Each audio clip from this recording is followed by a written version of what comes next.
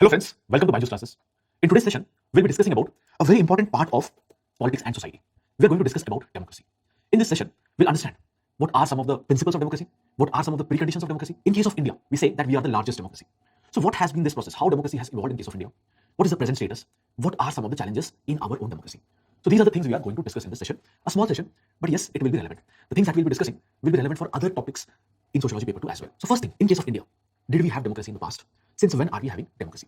Now, if you look at it, traditional Indian society was not democratic in nature. There would have been some cases in which, in some villages, the majority might have had some say in the policies and the politics over there. But our society traditionally was not democratic. The democratic processes in India, the kind of democratic system that we have right now, has been adopted after independence. And the system that we are having right now has been modeled in the lines of the democracy that exists in different parts of the world, especially the Western world. So Western democratic system we have adopted, and here also specifically this is the kind of system that Britain had. So many of the things that we are having right now, the kind of democratic system that we are having right now, we have got from Britain. We have also been influenced by some other Western countries. And the kind of democracy we are having, liberal democracy. We already have a rough idea what is this liberal democracy. In paper 1, we had discussed about the different kind of models of democracy. One of the type of models, one of the most predominant kind of model is liberal democracy. So what we are going to do here is, we first look at some of the principles of liberal democracy. It will be kind of revision of things that we have seen. What are some of the preconditions? What are some of the necessary conditions required for liberal democracy to be successful? Did we have these conditions in place? Since we might have been lacking along some of these lines, what is the possible repercussion? So this is what we are going to do. First thing, what are some of the principles underlying liberal democracy? First thing, egalitarianism. Democracy means institutionalized egalitarianism, institutionalized equalitarianism. That means everyone is equal. Everyone has equal say. A rich person will not have 2 votes or 5 votes. Poor person will also have a vote. So in a democracy, power rests with the people. People are considered sovereign. Everyone is equal. We have universal adult franchise. Everyone who is above a particular age has the right to vote. So egalitarianism is one of the fundamental principles of democracy. Equality before law, equal protection of law. Everyone should have equality to opportunity. These are certain requirements for any democracy. So generally, a democracy will have these provisions related to equalitarianism or egalitarianism. Apart from that, individualism is also very important. Each individual is important. Each individual's vote counts. Each individual will enjoy certain kind of freedom. Each individual will have protection from the state. Also, he or she enjoys protection from other members of the society. So individualism is one of the fundamental principles of democracy. Each individual has a right. Each individual has a say in the political affairs. Also, another important principle is secularism. State is guided by secular humanitarian ideology. The state is not supposed to discriminate in favor of any group. It is not supposed to discriminate against any group. So secularism is also another very important principle of any liberal democracy. In any democracy, there has to be a responsible and representative government. See, power lies with the people. At the end of the day, it is the people who are deciding. So there has to be a government who is taking all these decisions on behalf of the people. But ideally, the power should lie with the people. So at the end of the day, the government that you have is responsible to the people.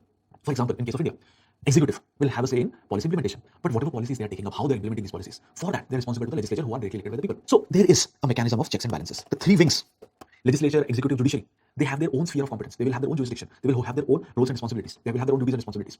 And there exists a separation of power. They hold each other accountable. That way, we can have a responsible and representative government. Also, another feature is federalism. You have 2 tiers of government. One is at the center, the union government. Another is at the state. Now, the state government, the provincial governments, they do not derive authority from the union government. Both union government as well as state government have their authority derived from the constitution. The state governments stand on their own. They're not surviving at the mercy of the union government. So federalism exists, and federalism is very important, specifically for a country like India, which is so huge. There is diversity along so many lines. Culture keeps on changing from one place to another. So because of this diversity, the interest can also vary. One government at the center might not be able to understand the interest of people all over India. So for this much amount of diversity, a federal political system can ensure better representation. It is better suited to take care of the regional aspirations. So these are some of the features of any liberal democracy. Now, for any democracy to be successful, for any democracy to evolve and be successful in achieving its goal, certain preconditions are required to be met. Certain necessary conditions are there. If you are able to achieve all these conditions, if you are able to fulfill these conditions, then democracy will be successful. So what are some of these preconditions? Now, first thing, you need to have a centralized nation state. We already know what is the concept of nation, what is the concept of state, what is nation state. So for any democracy to be successful, you need to have a nation state which can exercise its authority effectively. State has to be there. Then the social order that we have, in case there is inequality, in case institutionalized inequality is there, it needs to break down. Or else, see, one of the fundamental features of democracy was egalitarianism. Everyone is equal. Everyone has equal say in the political process. But if you are having institutionalized inequality, these 2 things are getting contradictory. Egalitarianism as well as inequality. So social order, if it is based on inequality, needs to be broken down. Ascribed status should not have a significant role in the society. Everyone should have equality of opportunity. Equality of opportunity and ascribed status, the thing that you get because of birth, they are contradictory in nature. So the society should be an open society. It should not be a closed society. Open society means a society which promotes mobility. You are born here maybe, but you can change your position throughout your life. Ascribed status means wherever you are born, you will stay there. You cannot change. Caste is an example of this. You're born in a particular caste, your caste will not change, your occupation will not change. So if the social order is based on inequality, if the social order is on the basis of ascribed status, it needs to break down. Now the second most important precondition is if the society is arranged in terms of inequality. If ascribed status in the society is very important, that kind of social order needs to break down. Now why are we saying this? One of the most important principles of a liberal democracy is egalitarianism.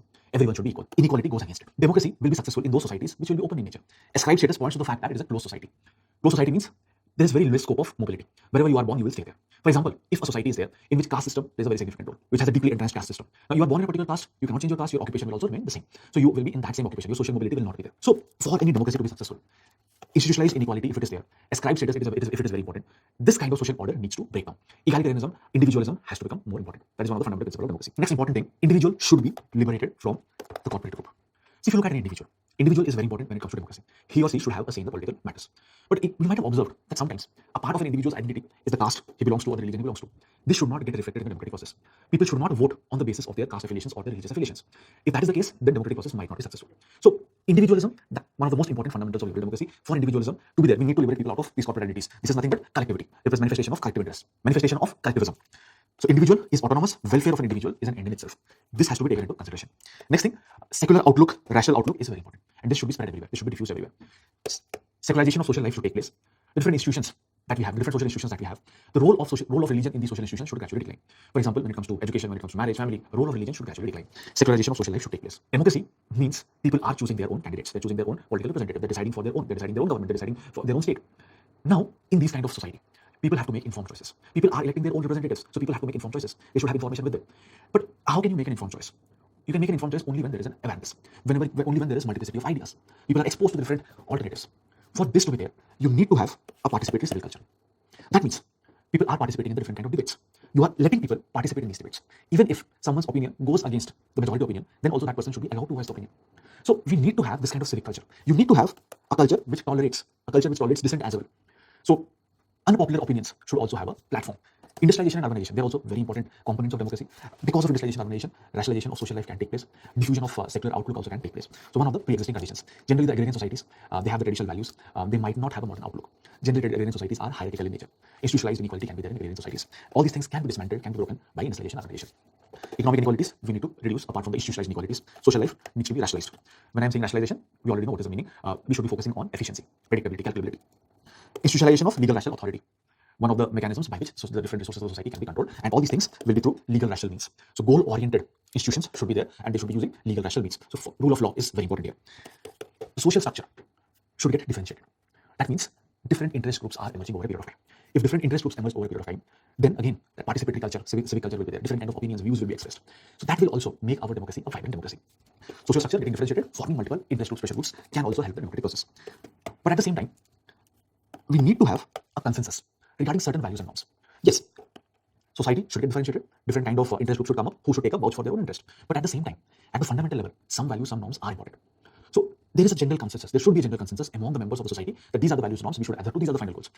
After that, yes, there can be differences in opinions. So some basic amount of value consensus has to be there. This can ensure that the society will remain stable. Apart from that, different parts of the society should have autonomy to some extent, fair degree of autonomy. So this is also very important for democracy, or else it will become a totalitarian state, and that is what democracy is not supporting. It goes against it. So they're contradictory nature. If everything is controlled, if things are different elements of social life are not autonomous. So these are the different preconditions for a successful democracy. So these are certain preconditions for a successful democracy. Now, in case of India, just like I told you a few minutes back, that we did not have a democratic polity. We got our democracy at the time of independence, after independence. So how we are getting our democracy? Now, democratic system in India is not developing as a consequence of modernization. Keep this in mind. Democratic system in India emerged all of a sudden once we are getting independence. It is not through a process of modernization. See, in many other states that you have right now, what you will observe is people would have fought for their democratic rights. The different rights which are enshrined in the constitution, people would have fought for it. And once they are fighting for it, there will be different kind of protest movements, different kind of revolutions, and finally, the demands will be taken into consideration, and all these things will get enshrined in the constitution. But in case of India, it was not the case. All of a sudden, Britishers are leaving, and we are becoming independent, then we are drafting our own constitution. But here also, who are the people who are drafting the constitution? Generally, it was those people who were the elite sections of the society. And these people, they were westernized. They had studied in some of the best institutions world over. Many of them were legal luminaries, lawyers. So they were extremely progressive in nature, and they are giving us these democratic ideals. So in case of India, the process of democracy, how it has come, and in many of the other Western countries, how it has emerged, they are different.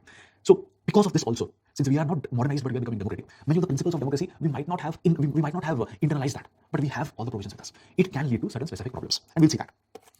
In case of India, another thing is observed is democratic political system and nation state both are emerging simultaneously. This is also a very peculiar feature when it comes to India. Generally, what happens is first nation states emerge, then democracy emerges. But it was not the case in case of India. In case of India, before independence, just think about it. How many princely states were there? Just think about the kind of diversity we had. Someone from the northern states, let's say Punjab, and someone from southern states, they won't have anything similar. The languages, the culture, the religion, everything can vary. So that feeling that we are part of one nation might not have been there. When I'm saying nation, we already know what is the meaning of nation. Nation refers to a community of sentiments. People who are part of one nation, they feel that they have something in common. But that might not have been the case in case of India.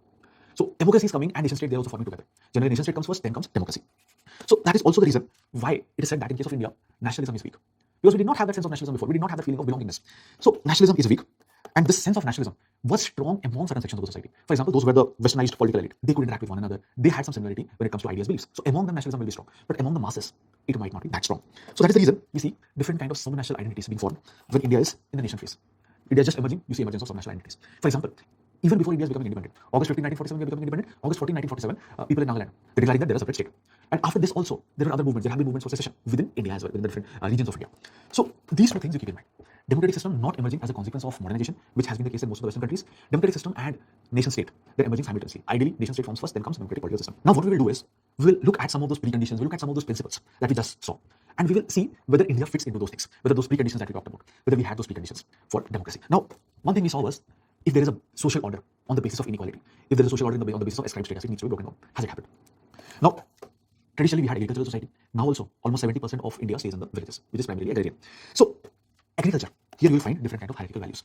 Kinship, caste, ethnic groups, they play a very important role. So, we have not been able to liberate individual from all these corporate identities, and hierarchy does exist. So, complete egalitarianism has not happened. People still vote on the basis of their caste groups. It is said that in case of India, people do not cast their vote, rather they vote their caste. Secular education, secularization, has it happened? Whether the content of education is religious or it is scientific, technological. Whether the role of religion in different aspects of our life has decreased or not. Now, in urban areas, secularization is taking place. The role of religion might be declining. But now also we are religious. Rural areas we are. In urban areas also we see different kind of religious revival movements.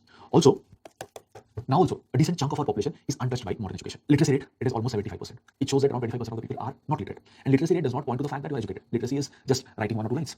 So modern education, people have not got. So large section of population are still untouched from modern education. So secularization has not happened completely. Urbanization and industrialization, it is taking place. But the extent of urbanization and industrialization is not very high. At present, just 31% of India is urbanized. Global average is 54%. Countries like Mexico, countries like Brazil, 70-80% people are in urban areas. So the extent of urbanization and industrialization has also not been very high. As I told you, liberation from corporate groups has not happened. Traditional institutions are still significant, and now traditional institutions are taking different forms. Participatory civic culture, that is also lacking. Tolerance to dissent might not be there. You have observed that in recent years, how at different points of time, people are charged if they are posting something online, which might not be, which might be just genuine questions against the government. In those kind of scenario, also people are arrested. So participatory civic culture has not developed to the extent that has developed in case of Western countries. You can also observe the difference in media. Media also plays a very important role in this. How media, what kind of role media is playing in case of India, what kind of role media plays in some of these Western countries. They will directly question the powers, but here they might not be. Sometimes they seem subservient as well. What about value consensus? Also, this value consensus is quite feeble. There's a lot of diversity, so because of which we have not been able to come to terms to one common set of values and norms. So value consensus is also not very strong. It is feeble. Differentiation of interest. Now, yes, what we have observed is there has been an uneven nature of development. Some people have benefited, some people have not benefited, some regions have benefited, some regions have not benefited. As a result of which, you find different kind of ideologies at present. Different interests are there. Common interest has not emerged. Value consensus is not there. Also, one thing, if you look at any group, let's say farmers group, peasants group, there also you might have different opinions. Some farmers would have got benefited, some would not have. So, since among them also there is a lot of differences, so that particular group also finds it difficult to express its own common interest. That is also there. So, these are some of the preconditions which were required for democracy and where we are standing right now. But one thing is there, one important factor here, which is good for democracy. Now, traditionally, if you look at the local level authorities, the local level was generally autonomous from the central political authority. Rulers used to come and go, but whatever is there at the local level, it used to remain more or less same. Now, this is something which is also positive for the democracy. Why? Because this is something which is facilitating democratic political system at the local level. It can facilitate. So basically, if this happens, then people will be more concerned about the local areas. They will participate, they will take into consideration the issues that they are facing at the local level. So that way, it can lead to a bottom-up approach. Bottom-up approach is also a very important component of democracy.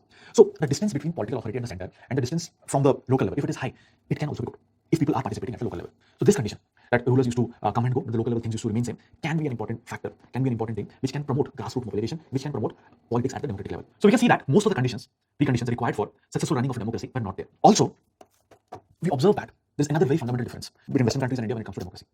In West, first socio-economic development is taking place. Then it was assumed that the liberal democratic system will play a regulatory role. But in case of India, it was assumed that liberal democratic system will try to bring about socio-economic development. So what we are trying to do here is, we are trying to bring about a social revolution through constitution. You are trying to bring about socio-economic development. You are bringing about these changes through constitution. So this is an added responsibility for our liberal democratic system, which was not the case in other Western countries. Gunnar Myrdal feels that for carrying out this activity of bringing about socio-economic development through liberal democratic system, Indian state was too soft. So this is what is the opinion of Myrdal. Now what we'll do is we'll just look at how we have fared since independence. If we have to evaluate our performance from independence onwards, what will be some of the key points? Now, first 2 decades after independence. See, at this point of time, you are having one political party which is predominant at the center as well as at the states. The leaders that we are having at this point of time, these were the same leaders who were part of the freedom movement. They participated in the freedom struggle. Now, because they had participated in the freedom struggle, because they had a very significant role over there, they had a very charismatic image. So people also used to look at them from that particular angle. Also, these leaders, from where they emerged, generally these were the urban elite sections. They had common socio-intellectual background. They were trained in certain specific institutions. So there is some sort of unity among them as well. There was some sort of value consensus among them. And all of them were committed to a liberal democratic ideology. That was also the case. But this thing is gradually undergoing a change by the end of 60s. Mid-60s and 60s, that was the period. After the death of Nehru, from that period onwards, things are now changing.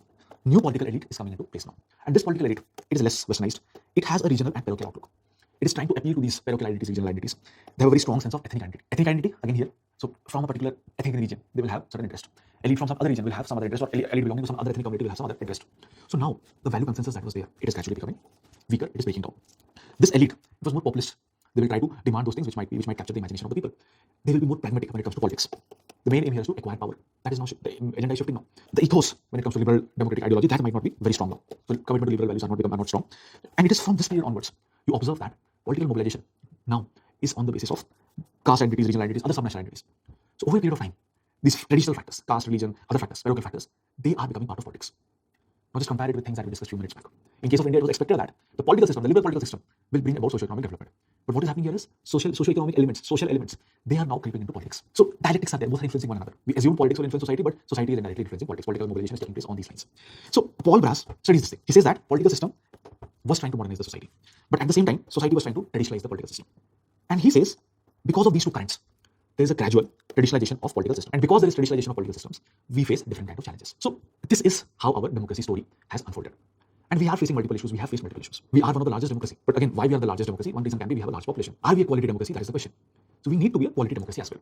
So what we will do, we'll understand what are some of the issues, what are some of the fault lines along which we can bring about some changes. Or at least these are the areas where change should happen in future. So what are some of the issues? First thing, there are some problems with the election process as well. We do not have a participatory culture. Ideas, opinions, dissenting opinions, they are very important. Dissent might not have a very good space, or it might not get platforms in case of India. So absence of a participatory culture, absence of people participating in elections. In urban areas, the voting percentages will also be less. People do not participate. There might not be awareness. Some people might be politically indifferent as well. Also, social economic inequalities, they also play a very important role here. If inequality is there, it is again going against the fundamental principle of democracy. You need to have equality. If inequality is there, it is very difficult. People who are at the bottom section of the population, they will find it difficult to participate in elections. They will find it difficult to voice their interests. Also, it has been observed from time to time that different kind of electoral malpractices are there. On paper, you have universal electoral franchise. Everyone has equal vote. Everyone should have equal opportunity to participate in the voting process. Everyone has equal opportunity to hold offices, political offices. But there have been instances of booth capturing. There have been instances in which people from certain sections of the population, Dalit members, they will not be allowed to go to vote, go to participate in the election process, allowed to vote. Money power, muscle power, different kind of things are used. Also, criminalization of politics is gradually taking place. Another challenge we face comes from the party system. Now, in the beginning, we had one dominant political party. Over a period of time, this dominant political party, the Indian National Congress, it is getting fragmented. New parties are coming up. But all these parties will observe, they might not have inter-party democracy. Ideology also, when it comes to the ideological differences, the different political parties might not have a clear-cut ideology. There will not be much difference between the ideology of one political party A and political party B. Left parties, they have some specific ideology. Apart from that, other political parties might not have. Especially when it comes to the economics part. When it comes to the economy, more or less everyone will be leaning left from the center. Also, what has happened is, since you are now lacking the inner party democracy, parties, they're not focusing on getting more and more people to participate in elections. Rather, the focus is on having some charismatic leaders. So these parties are now built around personalities. Any party you take, they will have some charismatic leaders. Around these leaders, again, there will be a support base.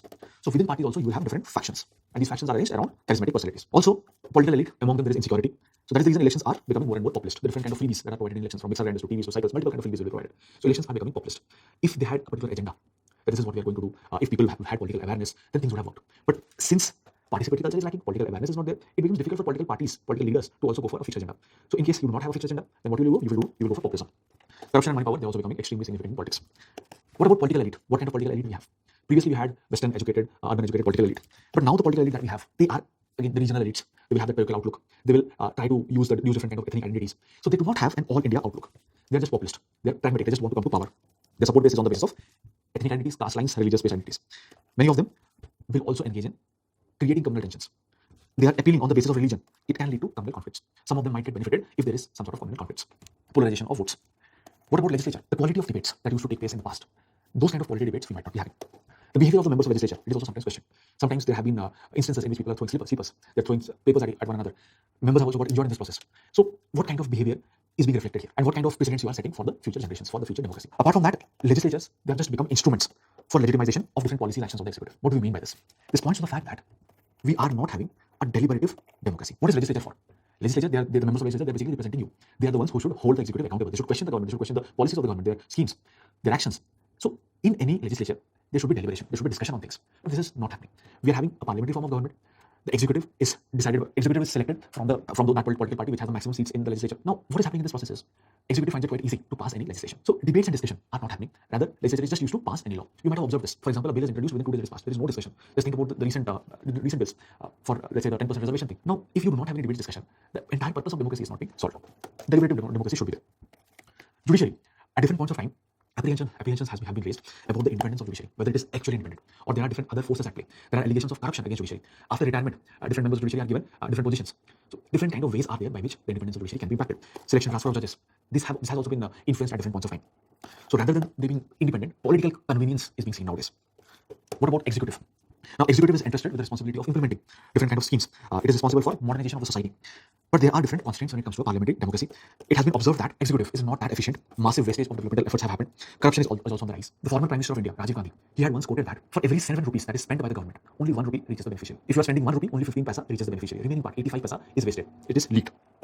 Also, because of weak party system, it is very difficult to take hard decisions. Weak democracy as well as parliamentary system, it becomes very difficult to take hard decisions. And if you are not able to take hard decisions, structural changes will not take place. So, because of all these things, at present, we have not been able to create a just society. We have not been able to create a society in which there is no inequality. So, economic inequality, economic exploitation still continues.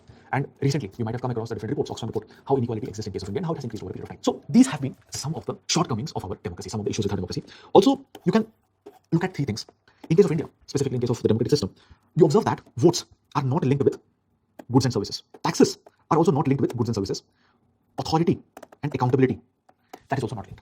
What I mean to say here is, when people are voting for any particular candidate in any election, they do not vote in terms of the manifesto of that particular candidate or the particular political party. They're not voting that they will get these goods and services. They would rather vote a particular candidate for his religious ties or caste ties, those kind of things. So voting in India does not take place on the basis of goods and services that are being promised. Similarly, the taxes that is collected by the state, the taxes that we have to pay. Now, if you're paying taxes, you also deserve the kind of services. But you're paying the taxes, but you might not be getting adequate services. Link it with the American slogan, no taxation without representation. If I'm paying taxes, I should be represented. If I'm being represented, I should be given some specific services. But that also might not be the case in case of India. You're paying taxes, but you might not be getting the services that you deserve. Also, authority and accountability should be linked together.